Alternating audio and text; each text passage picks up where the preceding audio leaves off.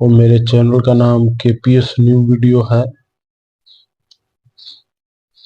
आप सभी से आशा जरूर करते हैं कि आप हमारी कहानी को जरूर सुनते होंगे, देखते होंगे और लाइक, सब्सक्राइब और कमेंट भी करेंगे जरूर।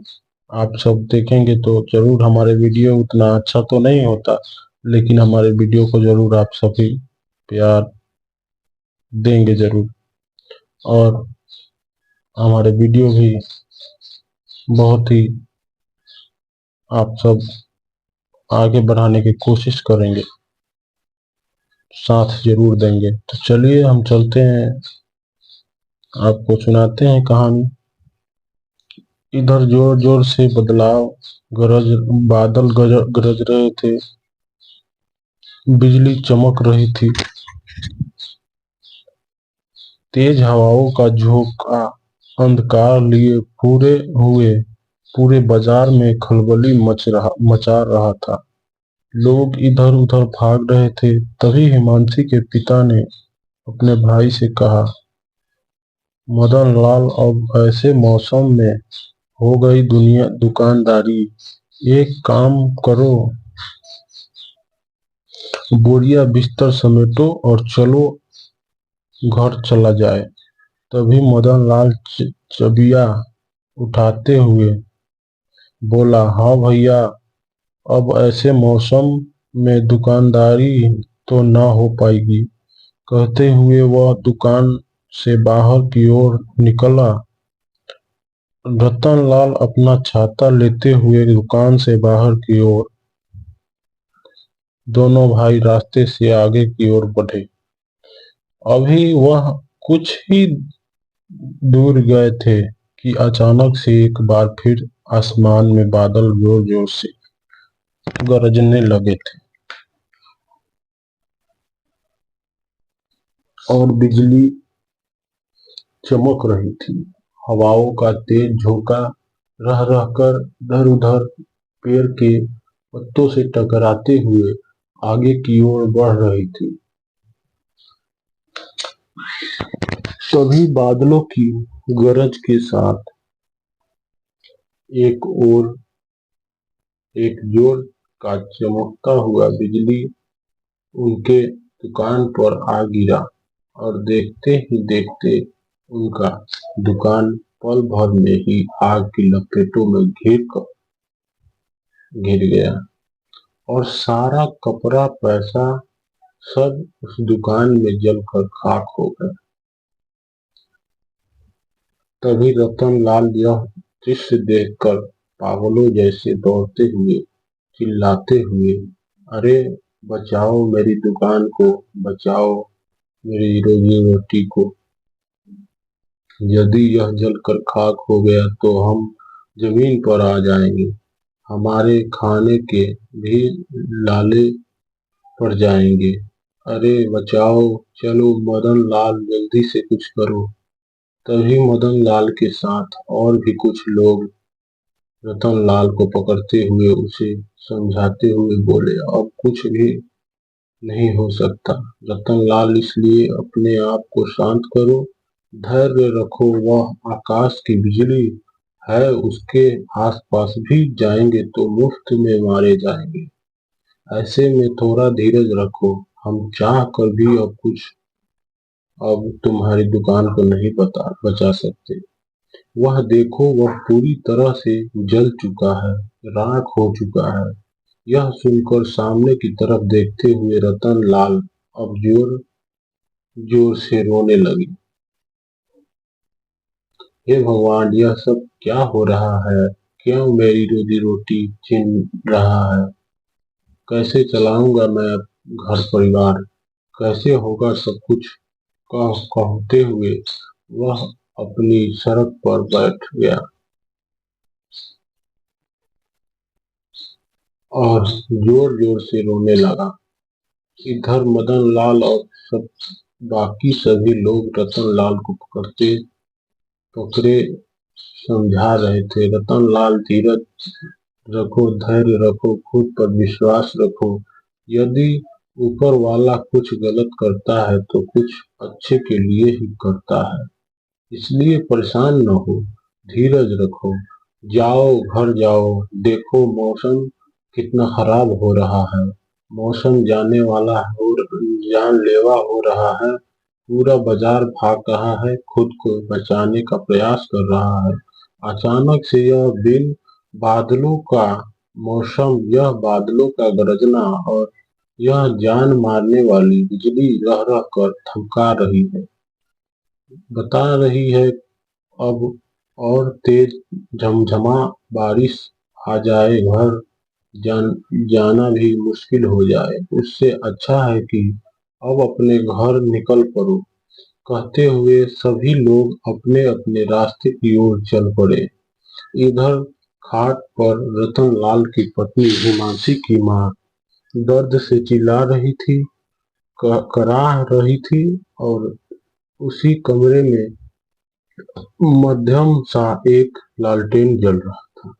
हिमांशी की माँ के साथ हिमांशी की दादी लगातार तेल गर्म करके उसे उसके पेट पर मल रही थी और कह रही थी कि थोड़ा धीरज रखो बहुरिया, हर खुशी से पहले थोड़ा कष्ट तो होता ही है, और यह जीवन भी कहाँ आसान है। संघर्ष और हिम्मत से ही तो हम नई नई खुशियों को प्राप्त करते हैं। इसलिए हार न मानो, लगाने का प्रयास करो, जोर लगाने का प्रयास करो। तभी अपने आप को संभालते हुए हिमांशी की माँ बोली, क्या करूं माँ, बड़ा कष्ट हो रहा है। जब से गिरी हूं दर्द असहनीय होता जा रहा है।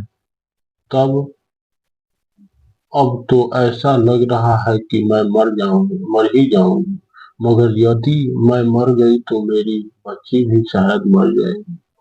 इसलिए मैं भी तो यही प्रयास कर रही हूँ कि मैं रहूं ना रहूं, मगर मेरी बच्ची इस दुनिया में अपनी आंखें तो खोल सके। तभी दौड़ते हुए भागते हुए दाई लंबा कद वाला बाल, बड़े बड़े काले काले लंबे लंबे बिगड़े हुए मुरझाए हुए, बड़ी बड़ी बूढ़ी सी आंखें, और उन आंखों में मोटा मोटा काला काला काजल, और माथे पर काला गहरा काजल, बड़ा ही डरावना सा चेहरा।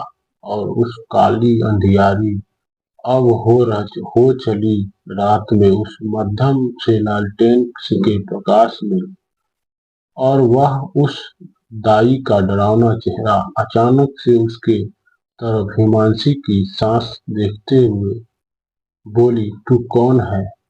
और वह गांव की दाई वह कहाँ है?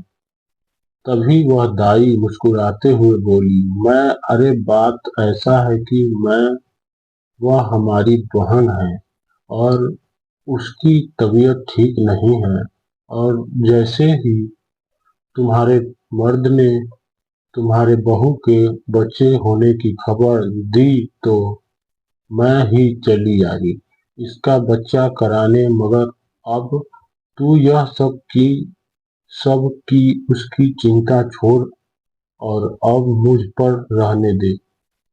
हिमांशी की माँ लगातार कराह रही थी, चिल्ला रही थी दर्द से। तभी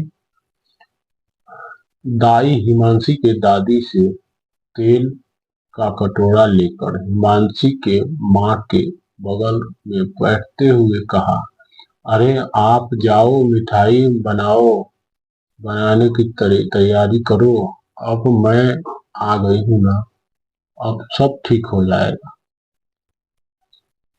फिर वह हिमांशी के माँ की तरफ देखते हुए उसके पेट को सहलाते हुए बोली, अरे चिंता ना कर बहुरिया, अब मैं आ गई हूँ, मैं हूं ना, अब सब एक बार तेरे घर में किलकड़िया गूंज जाएंगे तो मेरा भी नेक पूरा हो जाएगा। मैं भी इस दिन का न जाने कब से इंतजार कर रही थी। तभी हिमांशी की सास उठकर बाहर की ओर जाते हुए बोली, हाँ हाँ ठीक है, ठीक है, मगर माँ और बच्चा दोनों को सही सलामत कर दे, तेरी नेक तुझे मिल जाएगी। तभी वह दाई हाथों में तेल लेकर हिमांशी की माँ के पेट को सहलाते हुए बोली, आओ, तुम्हें तो आना ही है।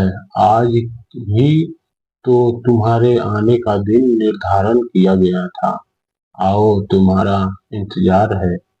आ जाओ, आ जाओ अब ज्यादा ना नखरे दिखाओ। समय तुम्हारे जन्म की ओर बढ़ता जा रहा है। कहते हुए वह लगातार उसके पेट को सहला रही थी। न जाने कितनी सदियों से तुम्हारा इंतजार हो रहा है। तुम्हें आने को आज भी कोई बेकरार हो रहा है। आओ, आ जाओ, तुम्हें आना ही होगा। हा हा हा हा। उसकी हा हा पर अचानक से आकाश में बिजली जोर जोर से चमकने लगी और बादल बरसने लगे और देखते ही देखते तेज ठंडी हवा पत्तों से टकराती लहराती आवाज करती। हवा सड़कों से गलियों से सिहरन पैदा करती हवा बहने लगी। हिमांशी की माँ को कुछ भी समझ में नहीं आ रहा था। अब धीरे धीरे वह शांत हो रही थी, मगर सिर्फ उसकी आवाज ही रुकी थी, जबकि चेहरे के भाव उस दर्द को अब भी महसूस कर रहे थे। तभी वह दाई हिमांशी की माँ के शरीर पर हाथ फेरते हुए, उसके पेट पर हाथ फेरते हुए बोली, अब मैंने कह दिया न, अब और नखरे ना कर, अब आ जा, अब तेरे आने का समय हो चुका है, चल आजा। ऐसे कहते हुए दाई बोली।